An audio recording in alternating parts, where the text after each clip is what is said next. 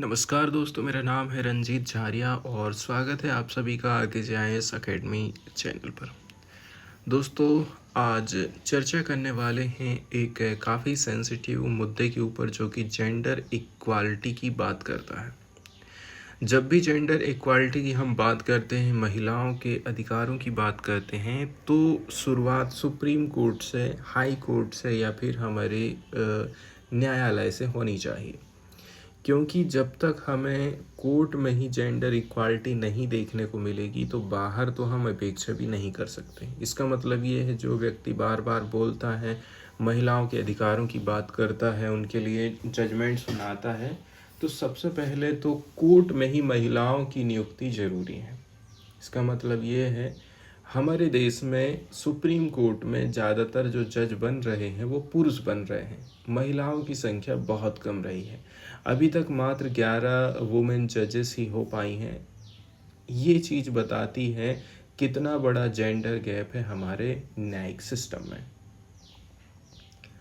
अब हाल फिलहाल में देखा जाए, ये जो जज हैं जस्टिस सुधांशु धूलिया, 9 अगस्त 2025 को जस्टिस सुधांशु धूलिया रिटायर हुए, जिससे सुप्रीम कोर्ट में 2 वैकेंसीज हो गई। ये तो एक बहुत अच्छा मौका था कि जेंडर इम्बैलेंस को हम सुधार दें और महिला जज को अपॉइंट कर दें, लेकिन ऐसा नहीं हुआ है। अभी तक देखा जाए, 34 जज की स्ट्रेंथ है सुप्रीम कोर्ट के पास में। इसमें मात्र एक महिला जज है और वो कौन है? जस्टिस बीवी नागरत्ना। जस्टिस नागरत्ना कॉलेजियम की मेंबर हैं। उन्होंने हाल ही में एक अपॉइंटमेंट होने वाला था जस्टिस विपुल पंचोली पर, डिसेंट किया था। क्यों डिसेंट किया? उनका कहना था कि आप उनको कैसे बना दे रहे हो, उनसे ज़्यादा सीनियर लोग भी अवेलेबल हैं और आप उनको कैसे करके कहना चाहिए पदोन्नत कर दे रहे हैं। लेकिन उनकी डिसेंट को सीरियसली नहीं लिया गया था। 29 अगस्त 2025 को जस्टिस विपुल पंचोली और जस्टिस आलोक आराधे दोनों सुप्रीम कोर्ट के जज बन गए। पिक्चर में आप फोटो देख सकते हैं। अब ये सिचुएशन हमें मजबूर करती है कि सुप्रीम कोर्ट में अपॉइंटमेंट प्रोसेस को थोड़ा सा रिव्यू करने की ज़रूरत है। साथ ही में हमें ये भी सोचना चाहिए कि महिला जज की इतनी कमी क्यों है। जब महिलाओं की संख्या बहुत कम होती है तो उनकी राय को भी ज़्यादा महत्व नहीं दिया जाता।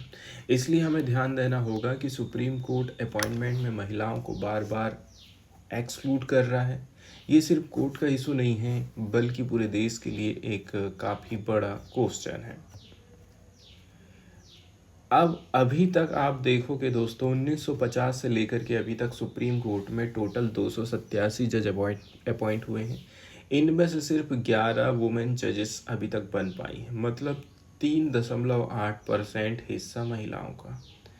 उनके नाम और टेन्योर यहाँ पर आप देख सकते हैं। टेन्योर तो नहीं दिया है, नाम दिया है, लेकिन यहाँ पर टेन्योर दिया गया है। जैसे कि सबसे पहली जो महिला जस्टिस थी, कौन सी? जस्टिस फातिमा बीवी, 1989 से 1992 तक रही। ये हैं हमारी पहली महिला जज। इसके बाद लाइन से इनके नाम दिए हैं। और लेटेस्ट सबसे कौन रही हैं? जस्टिस बीवी नागरत्ना। 2021 से 2027 तक इनका टाइम पीरियड रहने वाला है। आखिरी बार वुमेन जज की अपॉइंटमेंट 31 अगस्त 2021 को हुई थी। उस समय CJI NV रमन्ना की अगुवाई में कॉलेजियम ने एक साथ 3 वुमेन जजेस अपॉइंटमेंट किया था। ये देख लीजिए, ये बहुत रेयर केस है और ऐतिहासिक कदम है। उस समय जस्टिस इंदिरा बनर्जी पहले से बेंच में थी, तो पहली बार सुप्रीम कोर्ट में 10% से ज़्यादा रिप्रेजेंटेशन हो गया महिलाओं का। लेकिन यहाँ एक और प्रॉब्लम है, कास्ट डाइवर्सिटी पूरी एब्सेंट है। मतलब यहाँ पर आप देखेंगे ज़्यादातर मिश्रा, मुखर्जी, बनर्जी और जो आदिवासी समुदाय है या फिर दलित समुदाय हैं, उनके नाम हमको देखने को नहीं मिलते। ये बात भी बहुत ज़्यादा ध्यान में रखना है। ऐसा नहीं है कि महिला की हम बात कर रहे हैं, लेकिन उसमें भी हम ये भूल जाएं कि दलित लोग जहाँ हैं वहीं के वहीं रह जाएं। अब तक SC/ST कमिटीज से कोई वुमेन जज सुप्रीम कोर्ट नहीं पहुंच पाई है, और रिलीजन के कॉन्टेक्स्ट में भी डाइवर्सिटी बहुत कम है। सिर्फ जस्टिस फातिमा बीवी ही मुस्लिम समुदाय से जज बन पाई हैं 1989 में। अब आप सोच सकते हैं, हमें हर प्रकार से डाइवर्सिटी लेकर आने की ज़रूरत है। जब हम सुप्रीम कोर्ट की बात करते हैं दोस्तों, तो जो वुमेन जज हैं, ये किस किस तरीके से अपॉइंट हो रहे हैं, इसको समझने की कोशिश करते हैं। सुप्रीम कोर्ट में जज बन करके जाने के रास्ते दो हैं। एक, हाई कोर्ट से आप पहुंच जाओ, या फिर बार मतलब लॉयर्स डायरेक्टली प्रैक्टिस के माध्यम से जज बन जाते हैं। 1950 से अब तक 9 मेल जज सीधे बार से सुप्रीम कोर्ट में आए हैं, लेकिन महिलाओं में सिर्फ एक महिला है, जस्टिस इंदु मल्होत्रा। यह है इनकी पिक्चर, आप देख सकते हैं। मात्र एक महिला जस्टिस इंदु मल्होत्रा 2018 से 21 तक इनका टाइम पीरियड रहा, इनको ये मौका मिला।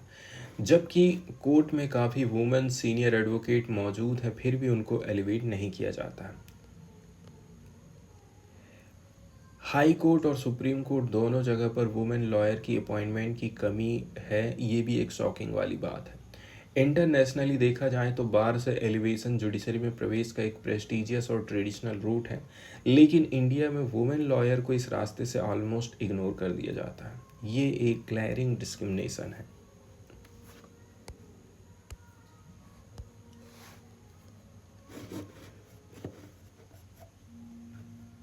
अब महिलाओं को यदि हम इस प्रकार से कोर्ट में ही नहीं जाने देंगे, तो जाहिर सी बात है महिलाएं अपने समुदाय के बारे में कभी भी आवाज़ नहीं उठा पाएंगी। महिला क्या चाहती है, एक महिला ही अच्छी तरह से समझती है। सुप्रीम कोर्ट में वुमेन जजेस को अक्सर बहुत ही लेट एज में अपॉइंट किया जाता है। इसका असर क्या होगा? जब आप ऑलरेडी से रिटायरमेंट की उम्र में उनको CGI बनाओगे, तो वो जल्दी से रिटायर हो जाएंगी, उनका टेन्योर छोटा हो जाएगा, उन्हें सीनियरिटी बेस्ड पोजीशन नहीं मिलेगी। मतलब आप कॉलेजियम का मेंबर नहीं बन पाओगे, CGI नहीं बन पाओगे।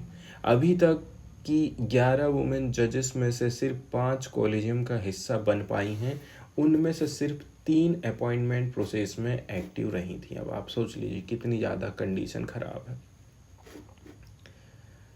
वहीं जब हम बात करते हैं जस्टिस इंदु मल्होत्रा और जस्टिस फातिमा बीवी का जो टेन्योर है दोस्तों, इंदु मल्होत्रा एंड फातिमा बीवी का जो पिक्चर है ऊपर आप देखे थे, इनका जो टेन्योर था 3 साल से भी कम रहा। इतना सा कम टाइम पीरियड में आप देखेंगे, ऐसा शॉर्ट टेन्योर सिर्फ 5 मेल जज के साथ हुआ है पूरे इतिहास में। लेट अपॉइंटमेंट जब आप करते हैं तो इसका नतीजा क्या रहता है? वुमेन जजेस को ना तो लंबे समय तक बेंच पर काम करने का मौका मिलता है, और ना ही ये CGI बन पाती हैं। वहीं यदि हम बात कर लेते हैं पहली महिला चीफ जस्टिस ऑफ इंडिया बनने वाली हैं जस्टिस BV नागरत्ना 2027 को। ठीक है, दिक्कत ये है उनका कार्यकाल मात्र 36 दिन का रहेगा, तो आप नाम मात्र के लिए बना रहे हो, कुल मिलाकर के यही बोला जा सकता है।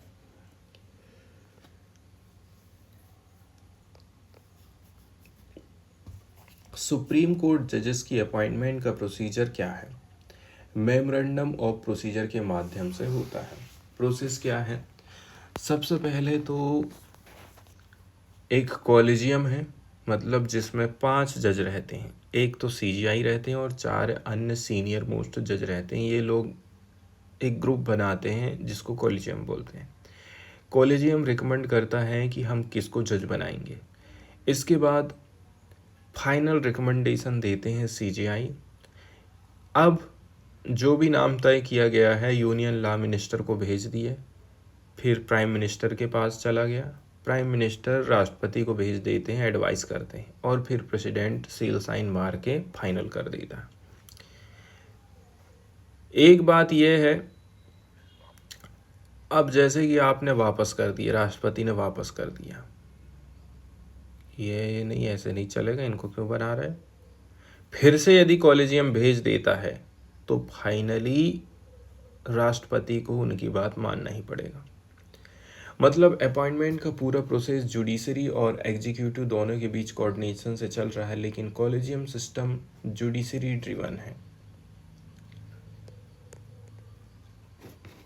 अपॉइंटमेंट प्रोसेस में बिगेस्ट इशू ये है कि क्राइटेरिया क्लियर नहीं है। पब्लिक को ये नहीं पता चलता है कि किस बेस पर किसको आपने जज बना दिए हैं। 2017 में सीजीआई दीपक मिश्रा की कॉलेजियम ने ट्रांसपेरेंसी बढ़ाने की कोशिश करी थी। कुछ रिजोल्यूशन पब्लिक किए गए, सुप्रीम कोर्ट वेबसाइट पर भी डाले गए, जिनमें अपॉइंटमेंट के पीछे कारण बताया गया, लेकिन सीजीआई ने ये प्रैक्टिस कंसिस्टेंट तरीके से फॉलो नहीं किया। कभी रीजन दिए गए और कभी नहीं दिए गए।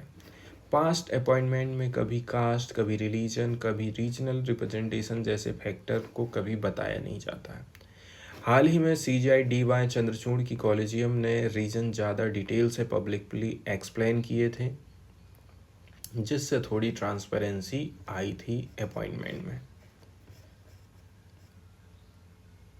तो कुल मिलाकर के देखा जाए, अपॉइंटमेंट की प्रोसेस में कास्ट, रिलीजन और रीजन को कभी कभी क्राइटेरिया माना जाता, लेकिन जेंडर को कभी भी इंस्टीट्यूशनलाइज क्राइटेरिया आपने नहीं माने हो। मतलब ऑफिशियली जेंडर बैलेंस इंश्योर करने का कोई नियम या रिटर्न पॉलिसी नहीं है। सुप्रीम कोर्ट और हाई कोर्ट में जेंडर को कम्प्लीटली इग्नोर कर दिया जाता है। ये एक सीरियस कंसर्न है, क्योंकि जुडिशरी में वुमेन रिप्रेजेंटेशन ना होना सिर्फ मेंबर का इशू नहीं है, बल्कि पर्सपेक्टिव, सेंसिटिविटी एंड इंक्लूसिविटी की कमी को भी ये बताता है।